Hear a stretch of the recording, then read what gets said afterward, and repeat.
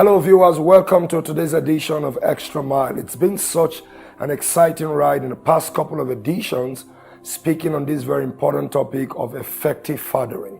And we're so glad that from the scriptures we could see two examples of a floundering father like we spoke about Isaac, and of a faithful father like we spoke about Joseph. Before I wrap up this series, I'd like to speak very quickly by way of summation on the 5 essential roles and responsibility of a father. You can enumerate them as 5. The first is that a father is a giver. A father is a giver. What does that mean? In the scriptures, in 1 Timothy chapter 5 and verse number 8, the Bible says that he that provides not for his own household is worse than an infidel. He has abandoned literally the faith, because God expects a father figure to be a provider. By the way, the word father, in the Greek means pater, P-A-T-E-R-O, and it actually means the source and the sustainer. A father is a giver, and literally it starts from giving your seed to fertilize an egg that becomes a child, to all the givings you have to do all through the maturation and the development of that child. The role of a father is a giver. I say to fathers, whatever you need to do to be able to fend for your children is a necessity. Sometimes I hear people say they're looking for the right kind of job. There is nothing like that. Once there are children in the bargain, then it becomes a case of whatsoever your hand findeth to do, do with all your might.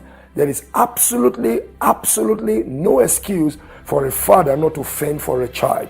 Until the main thing comes, you must find something to get by. Because a father who fails in giving to his family is said to be a failure. The next is the need for a father to be a guide. So the first is a giver, then the next is as a guide. What's a guide? A guide is somebody who provides direction, somebody who lets the family know the way to go.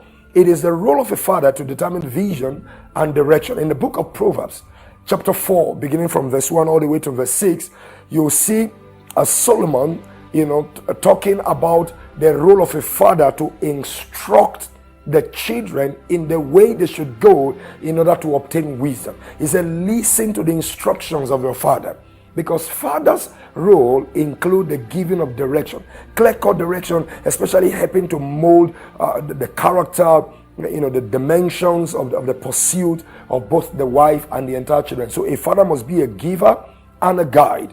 The third is that a father must be a guard, G-U-A-R-D. Who is a guard?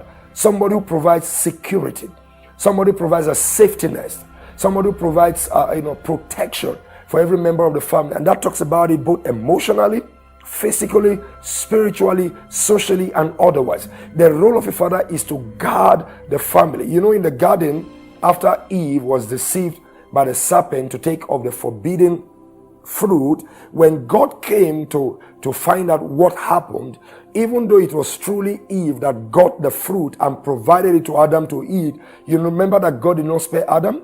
Because it was the role of the man to have provided a protection for his wife, and of course by extension his family, against every infiltration, against every tendency. The role of a father is so strategic. We guard the family from wrong decisions. We mentor them all through the way.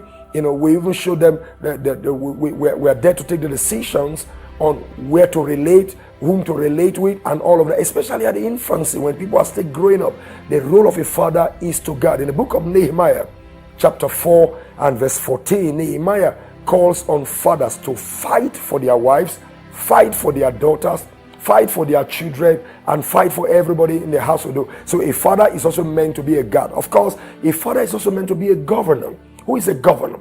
A governor is one who directs, who cultures, who shows the social skill, the soft skill, and all the things that the children especially needs to learn. In the book of Galatians, chapter 4 and verse 2, the Bible puts it this way: for a heir, as long as is a child, differing from a slave, but is under tutors and governors until the time appointed.